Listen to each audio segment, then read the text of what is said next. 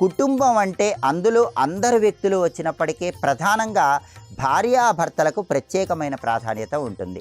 భార్యాభర్తల మధ్య వచ్చేటటువంటి అకారణ కలహాలను తొలగింపజేసుకోవటానికి సీతారామ మంత్రం విశేషంగా సహకరిస్తుంది. భార్యాభర్తల మధ్య విభేదాభిప్రాయాలు ఎక్కువగా వస్తున్నప్పుడు ఆ విభేదాభిప్రాయాలన్నీ తొలగింపజేసుకోవటానికి సీతారామ మంత్రం విశేషంగా సహకరిస్తుంది.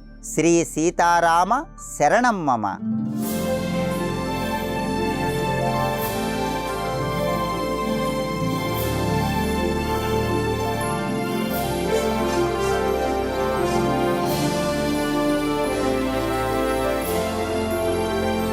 భార్యాభర్తల మధ్య చక్కటి అన్యోన్య భావాన్ని కలిగింపజేసే మంత్రం ఇది.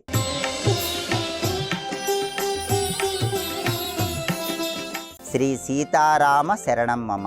ఈ మంత్రం వెనుక ఉన్నటువంటి కథను మనం పరిశీలిస్తే శ్రీమద్ రామాయణంలో సీతారాములు ఎన్నో కష్టాలు పొందినప్పటికీ అన్యోన్య దాంపత్య జీవితానికి నాంది వాక్యంగా నిలిచారు.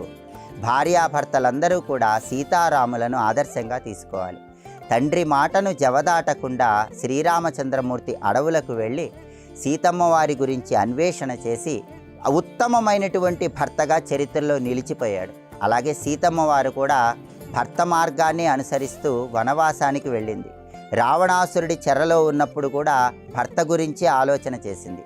శ్రీరామచంద్రమూర్తి మళ్ళీ అడవులకు వెళ్ళమన్నప్పుడు కూడా ఏమాత్రం సంకోచం లేకుండా బాధను మనస్సులోనే దాచుకొని పతివాక్య పరిపాలన చేసింది. కాబట్టి సీతారాముల జీవితం మొత్తం కూడా భార్యాభర్తలందరికీ కూడా ఒక అద్భుతమైన పాఠంగా ప్రతి ఒక్కరూ గుర్తించాలి. అందుకే ఆధునిక కాలంలో చిన్న చిన్న విషయాలకే భార్యాభర్తలు గొడవలు పడుతున్న తరుణంలో, భార్యాభర్తలు దూరమైపోతున్న తరుణంలో సీతారాముల జీవితాన్ని ఆదర్శప్రాయంగా తీసుకోవాలని ఈ కథ మనకు తెలియజేస్తుంది. అందుకే ఎటువంటి విభేదాలు లేకుండా సీతారాముల్లాగా జీవితాన్ని కొనసాగించాలంటే దంపతులు ప్రతిరోజు కూడా తప్పనిసరిగా సీతారామ మంత్రాన్ని వీలైనన్ని సార్లు జపించుకోవాలి.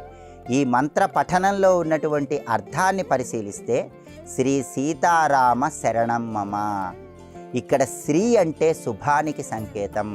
ఏ కార్యక్రమం ప్రారంభించినా శ్రీకారంతో మనం ఆ కార్యక్రమాన్ని దైనందిన జీవితంలో ప్రారంభిస్తాం.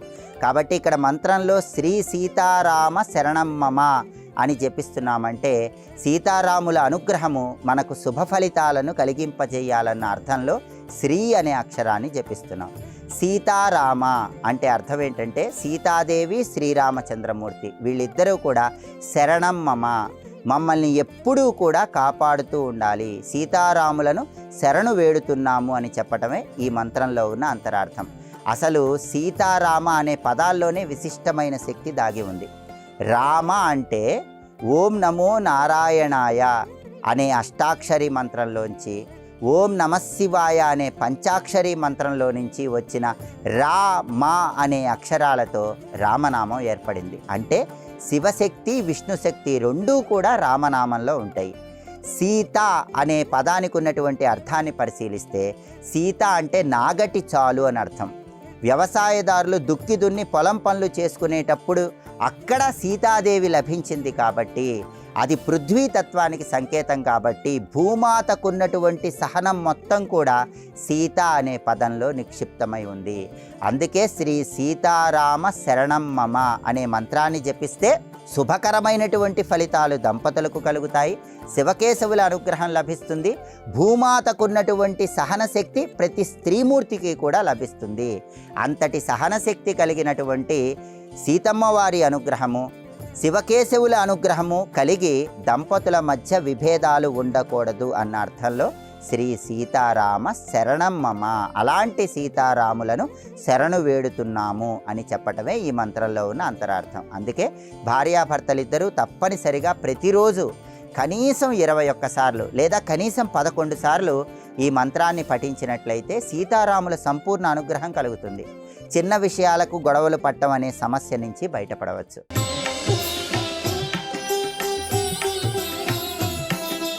అయితే ఈ మంత్రాన్ని ఏ సమయంలో పఠించాలంటే ఏ సమయంలోనైనా పఠించుకోవచ్చు. అయితే కలహాలు ఎక్కువగా ఉన్నప్పుడు మాత్రం ఏకాదశి తిథి రోజు కానీ, బుధవారం రోజు కానీ, లేదా శ్రీరామచంద్రమూర్తికి ప్రీతిపాత్రమైన నవమి తిథి రోజు కానీ, ఈ మంత్రాన్ని పఠిస్తే అద్భుత ఫలితాలు కలుగుతాయి. అలాగే విష్ణు ప్రియమైనటువంటి, శ్రీమన్నారాయణమూర్తికి ప్రియమైనటువంటి ఏ పర్వదినాల్లో అయినా ఈ మంత్రాన్ని జపించుకోవచ్చు. శ్రీరామనవమి రోజు పఠిస్తే కూడా అద్భుతమైన ఫలితాలు చేకూరుతాయి. అలాగే ఈ మంత్రం విషయంలో కొన్ని అపోహలు కూడా ఉన్నాయి. ఆ అపోహలు ఏంటంటే, కేవలం వివాహమైన వాళ్ళు మాత్రమే ఈ మంత్రాన్ని పఠించాలనే అపోహ ఉంది. ఇందులో వాస్తవం లేదు. వివాహం కావలసిన వాళ్ళైనా సరే వివాహం తర్వాత ఎటువంటి విభేదాలు రాకుండా ఉండటానికి ఈ మంత్రాన్ని జపించుకోవచ్చు. ఈ మంత్రాన్ని వయస్సుతో నిమిత్తం లేకుండా ఎవరైనా సరే జపించుకున్నట్లయితే వివాహం తర్వాత వాళ్ళకి దాంపత్య జీవితం అనుకూలంగా ఉంటుంది.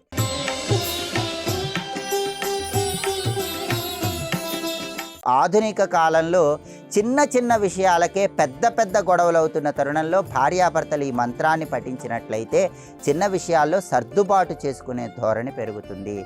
దానివల్ల ఒకరంటే ఒకరికి అభిమానం పెరుగుతుంది. కాబట్టి భార్యాభర్తల మధ్య అహంకారాన్ని తొలగింపజేసుకొని ఒకరికి ఒకరు అభిమానాన్ని పెంపొందింపజేసుకొని సర్దుబాటు ధోరణి అలవర్చుకొని దంపతులు కలిసిమెలిసి ఉండటానికి శ్రీ సీతారామ శరణం మమ అనే మంత్రం విశేషంగా సహకరిస్తుంది. కాబట్టి ఈ మంత్ర పఠనం చేయండి, సమస్త శుభ ఫలితాలను సిద్ధింపజేసుకోండి.